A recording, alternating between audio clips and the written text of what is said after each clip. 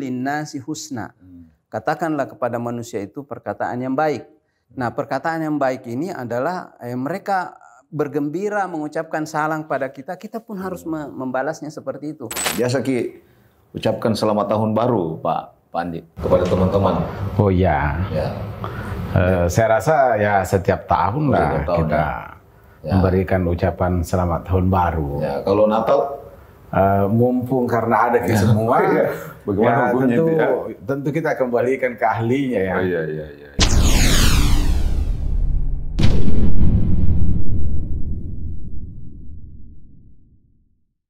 Assalamualaikum warahmatullahi wabarakatuh. Pemirsa MUI TV Sulsel, dalam acara Perspektif hari ini, pada kesempatan yang berbahagia ini, hadir di studio MUI Sulsel ada dua narasumber kita. Pertama, Bapak Dr. Kiai Haji Samsul Bahri. Apa kabar Pak Dr. Kiai Samsul Bahri? Alhamdulillah, sehat. Sehat ya? Ya, alhamdulillah. Pak Insinyur Haji Taswin Abdullah. Ya. Terima kasih Pak Prof. Tokoh Sulawesi Selatan. Ya, bersama kita membincang tentang bagaimana mengucapkan Selamat Natal dan Tahun Baru. Hampir setiap tahun masalah ini dibincang di semua grup-grup Pak Kiai, Pak Andi. Saya sebut saja Pak Kiai dan Pak Andi ya. Ya. Tentu Pak Andi sebagai orang lapangan, ya banyak kolega teman-temannya, bukan hanya dari Muslim, tapi juga non-Muslim. Biasa Ki ucapkan selamat tahun baru, Pak Andi, kepada teman-teman. Oh ya. Saya rasa ya setiap tahun lah kita memberikan ucapan selamat tahun baru. Ya, kalau Natal, mumpung karena ada ke semua, bagaimana hukumnya itu ya? Tentu kita kembalikan ke ahlinya ya. Oh, iya. Kira-kira kalau secara hukum Islam seperti apa itu? Gimana Pak Kiai? Ya, bismillahirrahmanirrahim. Berkenaan dengan ucapan selamat, baik itu untuk tahun baru ataupun perayaan lainnya, ataupun berkenaan dengan hari-hari besarnya penganut-penganut agama, itu para ulama ada beberapa pendapat-pendapat di zaman modern ini yang perlu kita cermati. Yang pertama adalah bahwa secara umum para ulama itu sepakat bahwa kalau yang sifatnya tidak berhubungan dengan ibadah, maka itu cenderung semuanya membolehkan untuk saling mengucap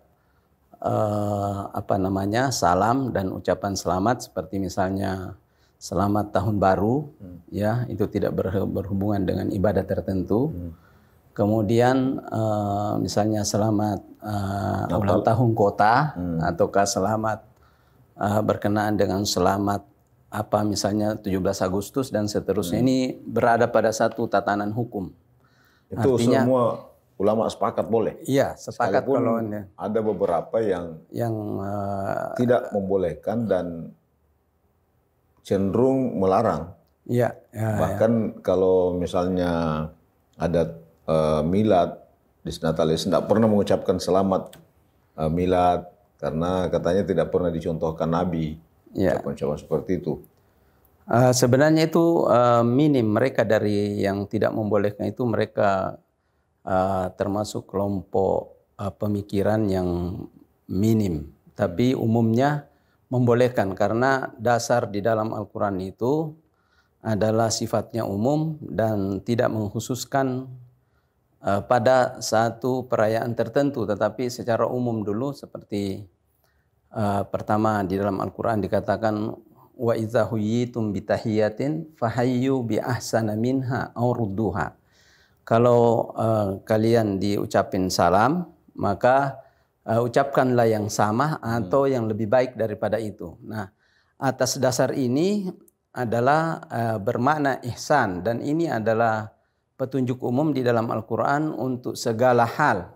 Adapun berkenaan dengan perayaan-perayaan yang sifatnya keagamaan, maka itu ada beberapa pendapat di kalangan para ulama pada zaman sekarang ini, dan itu berada pada dua titik haluan. Yang pertama ada yang sangat hati-hati, ada juga yang agak membuka longgar, seperti misalnya yang saya katakan sangat hati-hati ini, misalnya dari ulama-ulama tidak dipungkiri yang berasal dari Saudi Arabia.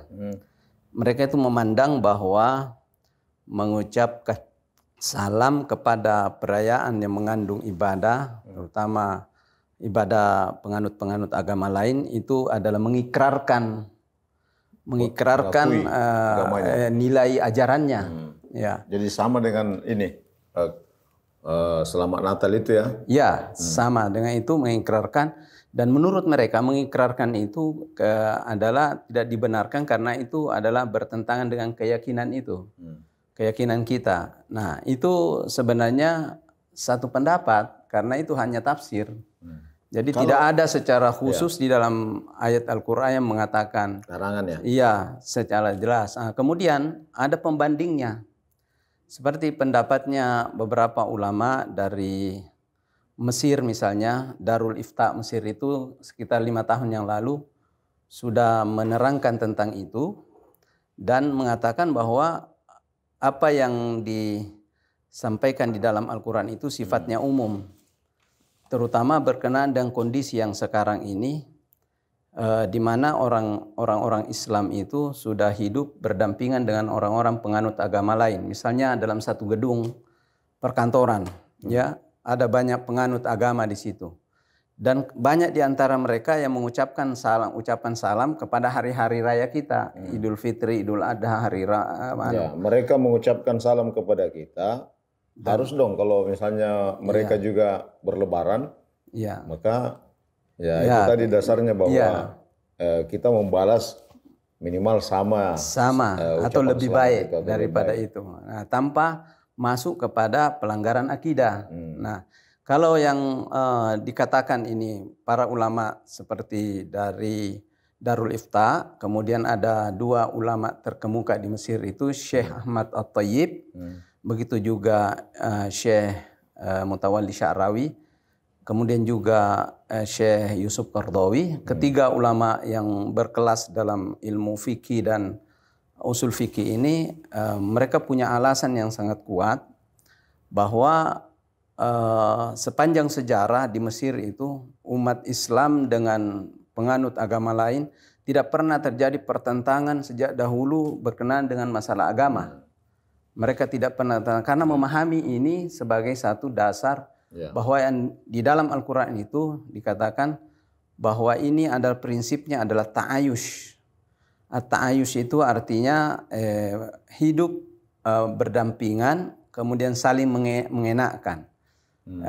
Dasarnya adalah dari dalam Al-Quran dikatakan wa qulu linnasi husna. Katakanlah kepada manusia itu perkataan yang baik. Nah, perkataan yang baik ini adalah mereka bergembira mengucapkan salam pada kita, kita pun harus membalasnya seperti itu. Dan ayat Al-Quran ini sifatnya umum dan tidak dibatasi pada masalah-masalah ibadah. Karena kalau hanya sekedar mengucapkan salam seperti itu, kita tidak ikut di dalam peribadatan mereka. Tidak. Tadi disebutkan bahwa ketika itu tidak berkenaan dengan ibadah, dalam hal ini tentunya akidah. Akidah misalnya yang merayakan Natal, menurut saudara kita yang ada di umat Kristiani, Isa itu memang sebagai anak Tuhan kan, ya, dan itulah yang mereka rayakan. Nah, kalau misalnya keyakinan umat Islam berkata bahwa kita mengucapkan selamat Natal, menunjukkan bahwa akidah kita ini mau benarkan bahwa Nabi Isa memang itu terlahir gitu. Dan karena Nabi Isa terlahir maka kita ucapkan selamat. Artinya kan tidak masalah juga. Al-Quran mengatakan wassalamu alayya yauma wulidtu wa yauma amut. Ya kan? Jadi Nabi Isa diberi keselamatan atas kelahirannya dan kematiannya. Ya, artinya kalau berdasarkan ayat ini umat Islam yang menyampaikan selamat milad yang bahasa lain disebut selamat Natal, ya berarti kan intinya senapas dengan ayat ini tadi. Dan keyakinan kita memperjelas, mempertegas bahwa memang Nabi Isa itu terlahir gitu. Ya, kan lebih aman kalau begitu barangkali Pak Kiai. Iya, itulah sebenarnya yang menjadi selama ini hal yang kadang orang memahami ayat itu dengan harf istilahnya dilakukan dengan satu arah saja. Jadi hendaknya teks ini pahami secara utuh dan benar bahwa dasar kita itu tidak ikut di dalam peribadatan mereka karena dasarnya itu adalah jangan sampai kita mengikrarkan tentang akidah itu. Ya. Tapi selama itu aman, boleh. Boleh. Selama itu aman menurut Darul Ifta ini. Darul Ifta dan menurut Syekh Mutawalli Sya'rawi dan menurut Ahmad Thayyib. Karena menurut Syekh Ahmad At-Thayyib itu dia masuk dalam kategori ayat surat Al-Mumtahanah, la yanhakumullahu 'anil ladzina lam yuqatilukum fid din wa lam yukhrijukum min diyarikum an tabarruhum wa tuqsitu ilaihim. Ya, artinya berbuat baik. Ya, jadi minimal dengan mengucapkan selamat itu ya. Ya, jadi Allah tidak melarang kalian untuk bermusahabah dengan mereka dan berbuat adil kepada mereka. Nah, apabila mereka itu berbuat baik kepada kita, kemudian mengucapkan salam dan menyapa kita, maka kita harus berbuat adil kepada mereka dengan mengucapkan hal yang sama kepada mereka selama tidak ada keyakinan kita itu bahwa kita mau ikut ibadah mereka, tidak. Ya, saya kira aman itu kalau di sisi di itu. Mesir seperti yang disampaikan ada beberapa toko ya yang membolehkan dan di negara-negara lain kecuali ulama-ulama yang ada di Saudi misalnya. Nah, di Indonesia sendiri itu juga banyak toko-toko Muslim seperti Prof. Quraish Shihab itu membolehkan dan beberapa ulama lain. Nah, bagaimana dengan MUI? Ada enggak referensi tentang pembolehan dan pelarangan itu? Ya, saya kira MUI, khususnya MUI Sulawesi Selatan sudah pernah mengeluarkan satu statement kalau enggak salah, bukan fatwa tapi maklumat kayaknya. Maklumat tentang itu dan menjelaskan semua hukum-hukum ini secara umum, mulai dari mereka yang keras mengatakan bahwa ini haram hukumnya sampai kepada yang membolehkan. Semua itu setelah dianalisa secara umum dapat dibuktikan bahwa yang layak difatwakan di Indonesia itu adalah apa yang ada dari semisal yang difatwakan di Mesir. Kenapa? Ini juga hukum ini kan berdasarkan juga atas situasi dan kondisi. Nah, situasi kondisi di Indonesia dengan Mesir itu mirip. Di mana kehidupan beragama itu terbuka, kemudian kompetitif di dalam pemerintahan dan kehidupan sosial, budaya. Sementara di Arab Saudi itu kan 90% beragama Islam, kemudian tidak kompetitif sehingga hukum itu sendiri beda coraknya dan warnanya, kulturnya. Baik. Silakan diminum dulu Pak. Saya mau bertanya juga. Saya tertarik dengan beliau. Jadi tadi kan sudah dijelaskan bahwa ada beberapa pendapat ulama kan dicontohkan kayak di Mesir dan termasuk di Indonesia ada beberapa ulama yang sangat ketat juga tidak boleh dan ada juga membolehkan misalnya. Nah, sekarang ini kira-kira apa ketegasannya Pak Kiai gimana? Misalnya masyarakat yang mengucapkan masyarakat yang betul-betul tidak begitu paham tentang pengucapan ini, hanya mengucapkan karena ada rasa persaudaraan, karena mungkin karena bertetangga, persahabatan.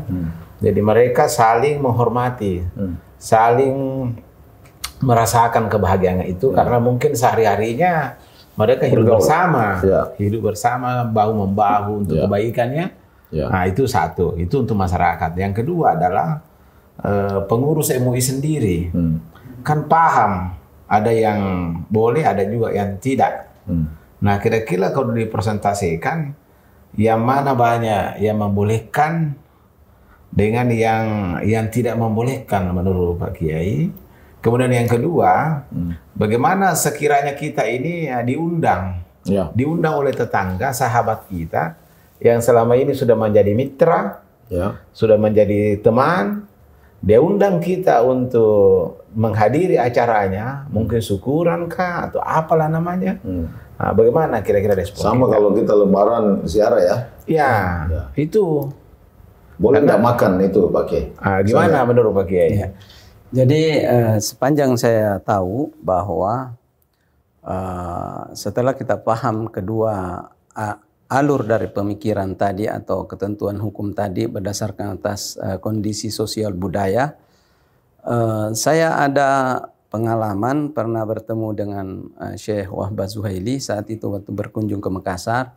Saya sempat bertanya tentang ucapan itu kepada dia sebagai seorang alim yang menguasai 8 mazhab ya.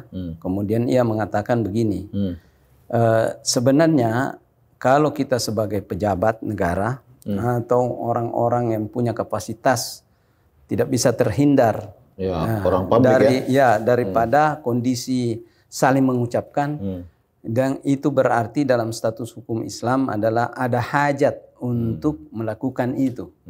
Jadi kalau ada hajat untuk melakukan itu bisa dilakukan. Presiden, gubernur, wali kota, bupati Kalau ada hajat untuk melakukan itu demi untuk berbuat adil, dan itu diikat oleh pemahaman ayat yang disampaikan tadi oleh Syekh Ahmad At-Tayyib bahwa antabarruhum wa tuqsitu ilaihim, berbuat baik kepada mereka, albir, dengan berbuat adil. Nah, sekarang kita berbuat baik kepada mereka karena mereka baik kepada kita. Kemudian kita berbuat adil kepada mereka karena mereka juga warga berhak untuk dihormati dengan perlakuan itu. Berdasarkan penafsiran ini, bagaimana kita bersikap tadi? Jadi kalau ada hajat untuk mengucapkan itu, kenapa tidak? Nah, sekarang kalau kita yang tidak ada hajat, misalnya tidak ada kenalan, tidak ada apa, cukup saja, tidak usah juga karena tidak ada juga yang kunjungi Ki. Ngapain kita mau memberatkan diri sendiri untuk melakukan satu hal yang meragukan pada kita. Tapi kalau ada hajat seperti pejabat-pejabat Nah, sekarang kalau diundang ke rumahnya makan. Ya. Ini juga pernah saya tanyakan kepada salah seorang ahli hadis namanya Syekh Nuruddin Al-Aitar. Saat itu dia ahli hadis dan ahli Al-Quran yang terkemuka di negeri Syam, rahimahullah ta'ala. Kemudian dia mengatakan bahwa kalau memang diundang, harus kita pastikan di dalam bahwa tidak ada perbuatan mungkar yang ada di dalam. Misalnya minum khamar. Kemudian tidak ada disiapkan misalnya sesuatu yang dilarang di dalam agama kita. Nah, kalau misalnya dilihat itu tidak ada dan dilihat bendanya itu memang halal buat kita, misalnya ayam, maka itu karena tidak ada masalah. Al-yawma uhilla lakum thayyibat wa ta'amukum hillul lakum wa hillu lahum wa ta'amuhum hillu lakum gitu. Ya, jadi artinya makanan mereka itu halal bagi kalian. Ya. Yang halal tentunya, Pak Pandi ya. Biasa gini udah juga. Saya tambahkan maaf. Jadi yang pertama tadi, kemudian yang kedua misalnya organisasi. Kalau tadi yang pakai singgung ini adalah pejabat publik, boleh menghadiri sebagai pejabat ya, kan harus mengayomi seluruh masyarakatnya tanpa membeda-bedakan dia punya akidah kan, agama. Nah sekarang kalau organisasi misalnya, organisasi, apakah misalnya kita ketua organisasi, apakah masuk ke dalam kategori pejabat publik yang bisa menghadiri? Menghadiri itu yang pertama. Karena sama dengan saya ini kan wakil ketua Sekretariat Nasional Perkerisan Indonesia. Tentu teman-teman saya ini ada semua agama dan kepercayaan di Indonesia, dan kita harus saling toleran dan saling bersama-sama, saling menghargai, saling kerjasama lah misalnya. Nah pasti ketika menjelang hari raya Idul Fitri, Idul Adha, pasti kasih kita ucapan selamat. Begitupun kita sebaliknya. Itu satu. Yang kedua, udah masuk begitu tadi. Iya, sudah masuk. Yang kedua kan, yang kedua ketika saya misalnya Saya sekolah di negerinya orang, misalnya di Eropa. Nah, di sana kan daerah. Pak Andi punya anak kayaknya di Eropa ya? Ya itulah. Di mana? Di Jerman? Di Jerman. Ya. Tentu teman-temannya ini kan merayakan Natal. Ya. Hanya dia ada 1-2 orang lah di situ yang Muslim yang tidak merayakan. Mau tidak mau itu harus tetap dia berkolaborasi, Pak. Jadi bukan berarti mereka terseret akidahnya, tetapi mungkin karena lingkungan. Ya, untuk yang kedua tadi ini langsung saya berikan penjelasan bahwa ternyata para ulama di Arab Saudi itu juga membedakan antara penetapan hukum yang sangat hati-hati ini antara masyarakat yang mayoritas beragama Islam dengan kondisi yang mereka yang ada di Eropa. Ternyata dia ada penjelasan seperti itu. Untuk masyarakat yang ada di Eropa, mereka anggap itu sebagai hal yang darurat. Seperti boleh. Dia itu bagi yang pendapat yang sangat preventif ya. Nah, kalau pendapat yang ada seperti di Mesir itu dan para ulama, terutama saya akan menjelaskan dulu tentang pendapatnya Syekh Mutawalli Sya'rawi, itu dengan otomatis sudah masuk tadi bahwa itu hal yang dibolehkan. Alasannya Syekh Mutawalli Sya'rawi itu dari aspek hukum, dia membedakan antara at-ta'ayush yang berarti al-musahabah dengan ar-ridha. Nah, bagaimana? Kalau unsur at-ta'ayush itu adalah tidak perlu itu tembus sampai ke dalam hati. Ya, kenapa? Karena pada zaman Nabi itu hidup bersama dengan orang Nasrani, orang Yahudi. Ya. Tetapi kehidupan Nabi itu at-ta'ayush, artinya at-ta'ayush itu al-musahabah adalah mereka berteman, mereka hidup berdampingan itu, dan itu harus diperlihatkan dalam bentuk muamalah ma'ruf sehari-hari. Tetapi kalau berkenaan dengan keredaan dalam hati itu urusan kebatinannya orang.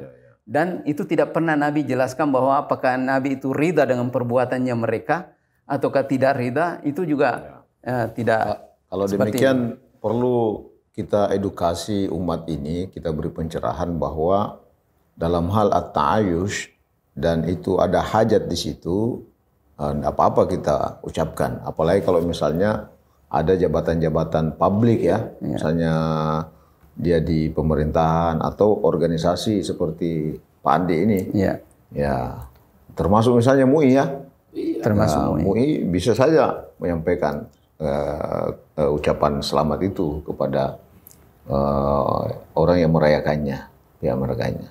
Saya kira itu pencerahan-pencerahan yang ada lagi yang mau disampaikan Pak. Ya, saya tambah sedikit bahwa jangan sampai juga ada masyarakat yang menganggap kita ini terlalu memudah-mudahkan hukum. Sebenarnya tidak memudah-mudahkan hukum. Kita melihat berdasarkan penjelasan para ulama tafsir, pada ulama fikih, bahwa dan kondisi masyarakat yang ada. Jadi kita lihat bahwa di saat kita ingin hadir misalnya atau diundang sebagai pejabat publik untuk hadir, kita juga kan bisa komunikasi dengan pihak mereka. Dan mereka juga sebenarnya faham betul akan akidah dan keyakinan umat Islam. Mereka faham yang mengundang itu. Ya pastilah kita bisa komunikasi bahwa jangan sampai ada hal yang dilarang, yang dilarang misalnya mabuk-mabukan di dalam, minum-minum atau semacamnya lah ya. Yang ada di dalam kita sampaikan dan mereka juga menghargai itu. Ya saya kira jadi tidak ada masalah sebenarnya. Saya ada sedikit, hampir saya lupa. Jadi gini, misalnya kita punya anak kah, ponakan kah misalnya, dia kerja di supermarket atau department store, di mall lah misalnya. Mall itu apapun misalnya agamanya pemiliknya, pasti mereka menyesuaikan kondisi penyambutannya kepada pengunjung mall itu dengan suasana hari raya itu. Aksesorisnya baju. Misalnya, menjelang hari raya, dia memberikan ucapan selamat hari raya Idul Fitri, Idul Adha. Dia pasang aksesoris hari raya Idul Fitri. Termasuk pakaiannya. Semua. Nah, masuk lagi Natal tahun baru begitu lagi. Masuk lagi misalnya hari raya agama lain seperti itu lagi. Gimana itu? Nah, kira-kira bagaimana pandangannya Pak Kiai? Ya. Kalau berkenaan dengan aksesoris ini, saya kira butuh ketentuan tidak masuk dia dalam ucapan salam ini. Dia lain tersendiri karena kita harus lihat bahwa tasyabuh ya mensimbolkan sesuatu harus dilihat dulu apa yang disimbolkan. Kalau hanya disimbolkan itu adalah sekedar kegembiraan, maka itu tidak apa-apa. Ya, tetapi kalau yang disimbolkan itu adalah simbol-simbol peribadatan tertentu yang kira-kira kalau kita lakukan itu adalah bisa bermasalah dengan akidah kita, maka itu perlu dikomunikasikan. Jangan sampai umat kita ini dibawa ke arah sana, dan itu saya kira bisa dikomunikasikan. Ya. Jadi cuaca juga di Indonesia selama ini kita amati bahwa tidak semua juga yang ada hal itu dipaksakan. Ya tidak aneh. Jadi banyak di antara di toko-toko kita lihat mereka masih pakai jilbab di saat hari-hari seperti itu ya.